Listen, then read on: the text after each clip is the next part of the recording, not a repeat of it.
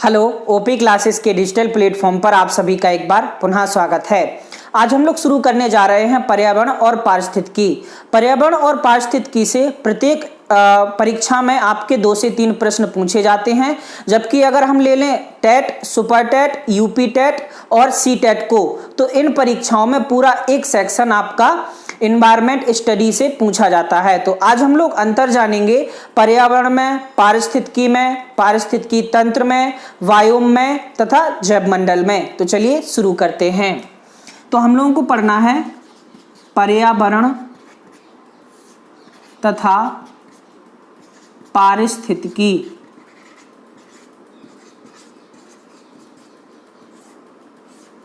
और इनमें हम 5 चीजें पढ़ेंगे आज। पर्यावरण, दूसरा पारिस्थितिकी, तीसरा पारिस्थितिकी तंत्र,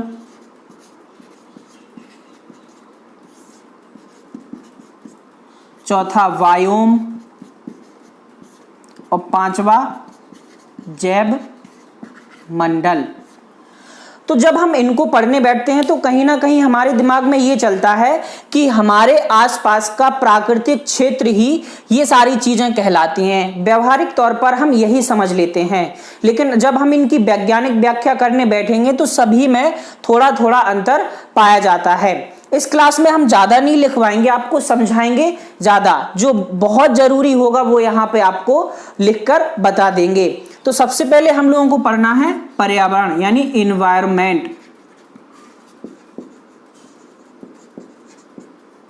ठीक है, तो चलिए शुरू करते हैं। सबसे पहले इन्वायरमेंट का मतलब ये नहीं होता है कि हमारे आसपास का जो प्राकृतिक वातावरण है वही आपका एनवायरनमेंट हो जाता है। व्यवहारिक तौर में तो हम लोग ऐसा कह लेते हैं, लेकिन हुआ क्या, 1986 में जब पर्यावरण संरक्षण अधिनियम लागू हुआ तब पर्यावरण की एक बहुत अच्छी परिभाषा दी गई। परिभाषा में कहा गया कि किसी जीवधारी के चारों ओर के जैविक और अजैविक घटक जो जीवधारी को प्रभावित करें वह उस जीवधारी का पर्यावरण कहलाते हैं। तो यहां पे हम लोग लिख सकते पर्यावरण में पर्यावरण संरक्षण अधिनियम 1986 के अनुसार क्या होता है, किसी जीवधारी के चारों ओर के जैविक तथा अजैविक घटक जो जीवधारी को प्रभावित करें क्या कहलाते हैं, उस जीवधारी का पर्यावरण कहलाते हैं। अब हम इन 2 चीजों को पढ़ना है, जैविक तथा अजैविक। ये जैविक तथा अजैविक घटक क्या होते हैं ये हम आपको विस्तार से बताएंगे। यहाँ पे हम आपको थोड़ा बता दे रहे हैं कि जैविक घटक में क्या आता है। जैविक घटक में आते हैं आपके उत्पादक, उपभोक्ता तथा अपघटक। जबकि अजैविक घटक की अगर बात करें तो इसमें आते हैं आपके जैसे वर्षा हो गई, वायु हो गई, सूर्य का प्रकाश हो गया, प्रकाश, इसको हम लोग तापमान कह सकते हैं, तापमान, मृदा, ये सभी क्या हो गए, नॉन बायोटिक यानी अजैविक घटक। तो किसी जीवधारी को अगर ये सारी चीजें प्रभावित करें तो वो उस जीवधारी का पर्यावरण कहलाता है। ठीक, तो ये हो गई पर्यावरण की परिभाषा। अब हम लोग देखते हैं कि पारिस्थितिकी क्या होता है। बात है आपकी 1869 से पहले की। कब से? 1869 के पहले की। 1869 से पहले ये समझा जाता था कि पर्यावरण हम लोगों को किसी प्रकार से नुकसान नहीं पहुंचा सकता, यानी वो हम लोगों के साथ एक मैत्री व्यवहार करता है। कौन सा व्यवहार करता है? मैत्री। लेकिन 1869 में अर्नेस्ट हैक्ले ने ये बताया कि अगर हम पर्यावरण के साथ कोई भी अंतःक्रिया करें तो पर्यावरण भी हमारे साथ वैसा ही व्यवहार करता है। तो हम लोगों को अब समझना है दूसरा, पारिस्थितिकी यानी इकोलॉजी। देखिए समझिए, इसको बहुत सिंपल होता है।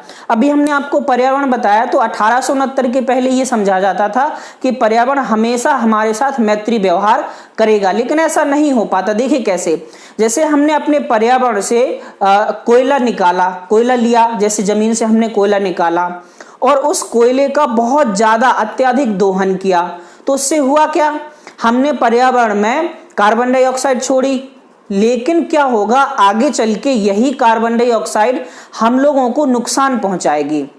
बात समझ में आई? तो इन सब बातों का अध्ययन जब हम करते हैं तो वो कहलाता है आपका पारिस्थितिकी, यानी पर्यावरण तथा जीवधारी के बीच होने वाली अंतःक्रिया का अध्ययन ही क्या कहलाता है, पारिस्थितिकी। तो यहां पे हम लोग लिख सकते 1869 में अर्नेस्ट हैकेल ने बताया, क्या बताया, पर्यावरण तथा जीवधारी के बीच होने वाली अंतःक्रिया क्या कहलाती है आपकी, पारिस्थितिकी। क्या कहलाती है, पारिस्थितिकी।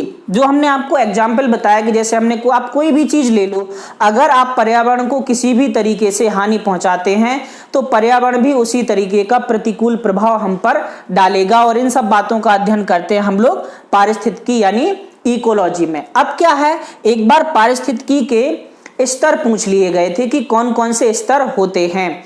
यहाँ पे ऑप्शन दे देंगे और वो 4 आपको दे देंगे कि भाई ये बताइए कि कौन सा स्तर है। तो पारिस्थितिकी के स्तर हम लोग लिखे ले रहे हैं यहाँ पे। स्तर कहाँ से शुरू होता, पारिस्थितिकी के जो है वो 10 स्तर होते हैं। ठीक, तो हम लोग शुरू करते हैं। तो सबसे पहले होता कोशिका, फिर होता ऊतक, फिर होता अंग, फिर होता अंग तंत्र, फिर होता अंग तंत्र के बाद जीवधारी,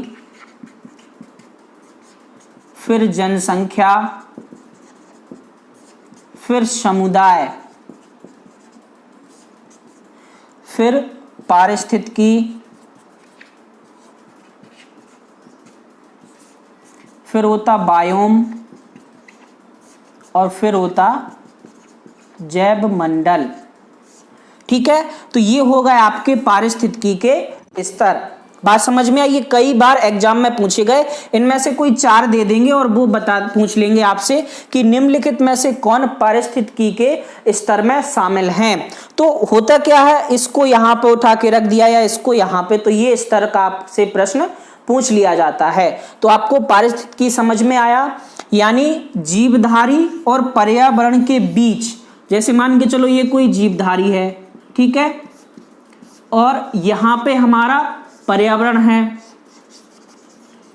ठीक, तो इन दोनों के बीच जो अंतःक्रिया हो रही है, अंतःक्रिया का मतलब जैसा व्यवहार जीवधारी पर्यावरण के साथ करेगा वैसा ही व्यवहार पर्यावरण जीवधारी के साथ करेगा। तो इसका अध्ययन जब हम करते हैं तो वो आपका कहलाता है पारिस्थितिकी। ठीक है, चलिए आगे बढ़ते हैं और अब हम लोग देखते हैं पारिस्थितिकी तंत्र। ये प्रारंभिक चरण है आपका इस विषय का। इसके बाद बहुत सारी चीजें हम लोग सीखने वाले हैं बहुत ही सरल भाषा में। जब आप इसको किताब में पढ़ने जाएंगे तो थोड़ा कठिन भाषा में दिया गया है, ये कोशिश करेंगे कि आपको सरल भाषा में समझा सकें। चलिए तीसरा हम लोगों को पढ़ना है पारिस्थितिकी तंत्र।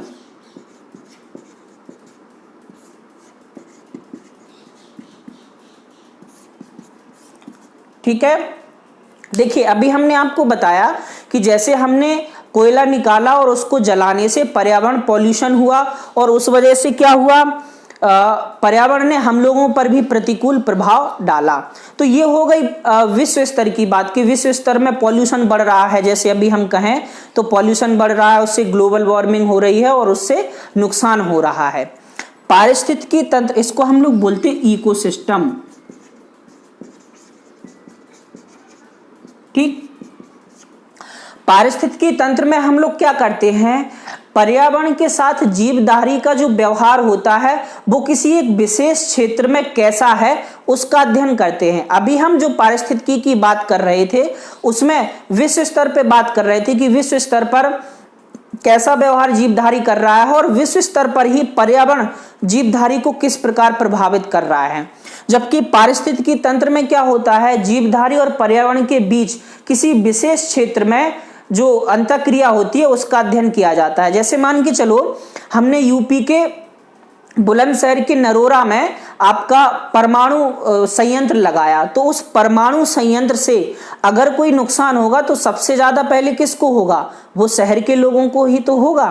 तो अगर हम किसी विशेष क्षेत्र में जीवधारी और पर्यावरण के बीच होने वाले अंतःक्रिया का अध्ययन करें तो उसे हम लोग कहते हैं पारिस्थितिकी तंत्र। इसका सबसे पहले जो विचार है वो 1935 में आया था, तो इसको लिख सकते हैं, इसका विचार सबसे पहले 1935 में किसने दिया था, आर्थर टॉन्सले। किसने दिया था, आर्थर टॉन्सले। क्या होता है, जीवधारी तथा पर्यावरण के बीच जो अंतःक्रिया है यदि वो किसी विशेष क्षेत्र में हो तो उसको हम लोग क्या बोलते, पारिस्थितिकी तंत्र। हमने आपको उदाहरण बताया है, कई सारे उदाहरण हो सकते हैं, जैसे हमने आपको परमाणु संयंत्र वाला उदाहरण बताया, और भी आप कोई भी ले सकते हैं। छोटी सी जगह पर हम पर्यावरण के साथ कैसा व्यवहार कर रहे हैं, जैसे मान के चलो हमने कहीं पर बहुत सारे टायर जला दिए तो सबसे ज्यादा प्रभावित वहीं के लोग तो होंगे, तो वो जो अध्ययन कहलाएगा उस समय उस जगह का, वो कहलाएगा आपका पारिस्थितिकी तंत्र। बात समझ में आई। चलिए आगे देखते हैं। आगे हम लोगों को देखना है कि वायोम क्या होता है। वायोम को हिंदी में भी वायोम ही कहते हैं। चलिए देखते हैं आगे।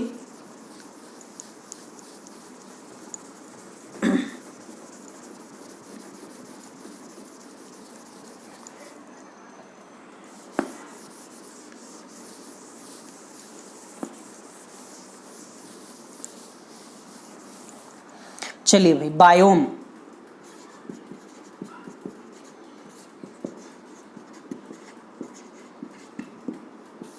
ठीक, चलिए अभी हमने आपको बताया पारिस्थितिकी तंत्र। यदि पारिस्थितिकी तंत्र का क्षेत्र जो है वो बड़ा हो जाए, यानी पूरे विश्व से तो छोटा रहे लेकिन किसी छोटे क्षेत्र से बहुत ज्यादा बड़ा हो जाए, तो उसको हम लोग कहते हैं वायोम। चलिए यहां पे हम लोग लिख सकते हैं पारिस्थितिकी तंत्र का क्षेत्र बड़ा होने पर वह वायोम कहलाता है। इसमें क्या है, इसमें जो वातावरण रहता है किसी भी वायोम का वातावरण वो निश्चित रहता है। अभी हम आपको बताएंगे कि विश्व में 5 प्रकार के वायोम होते हैं, उससे आप समझ जाएंगे। तो यहां पे हम लोग लिख सकते हैं वायोम का पर्यावरण निश्चित होता है।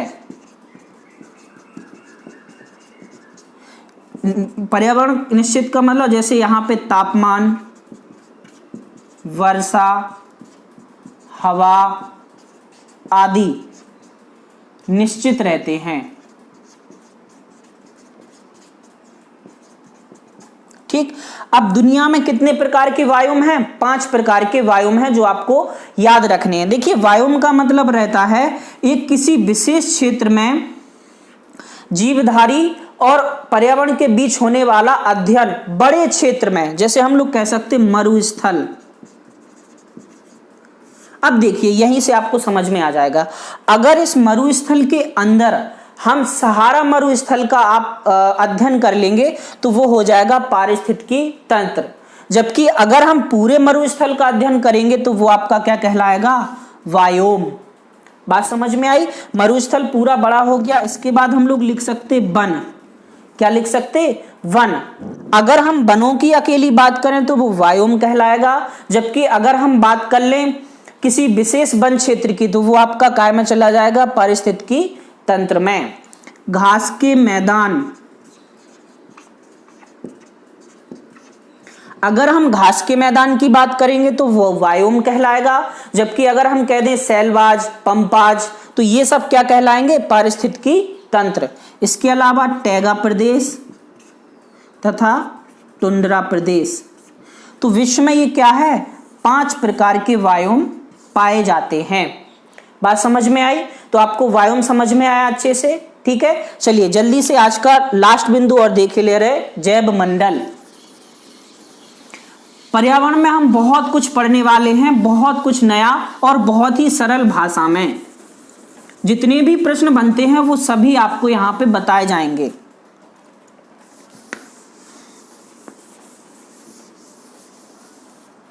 चलिए,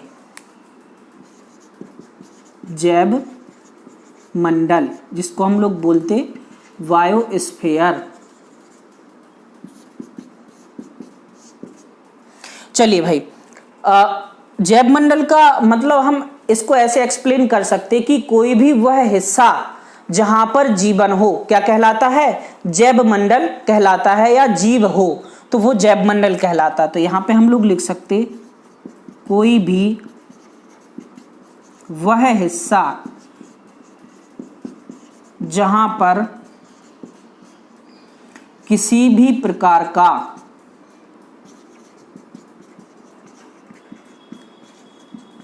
जीव पाए जाने की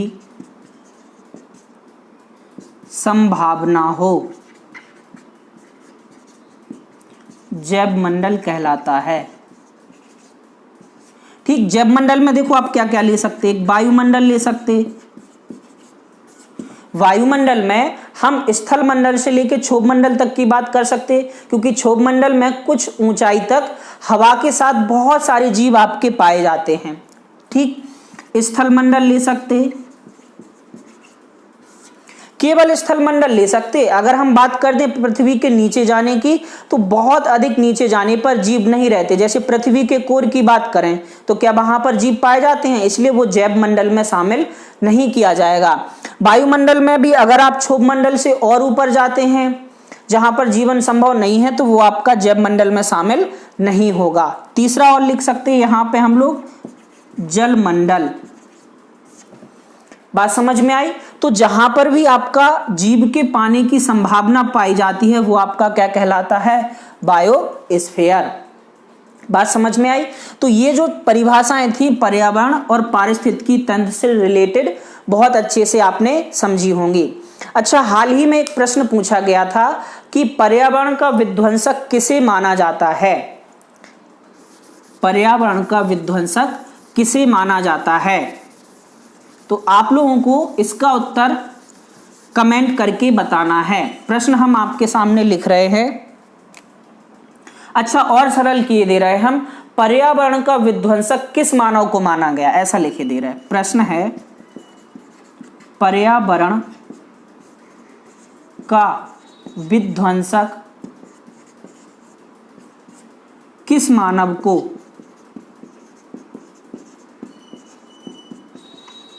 माना गया है। विदाउट ऑप्शन आपको इसका आंसर देना है। तो ये तो था आपका प्रारंभिक चरण पर्यावरण और पारिस्थितिकी का। इसके बाद अगली क्लास में हम जो हमने आपको बताए थे पर्यावरण के जैविक और अजैविक घटक, उनके बारे में विशेष प्रकार से चर्चा करेंगे। तो आज के लिए इतना ही, धन्यवाद।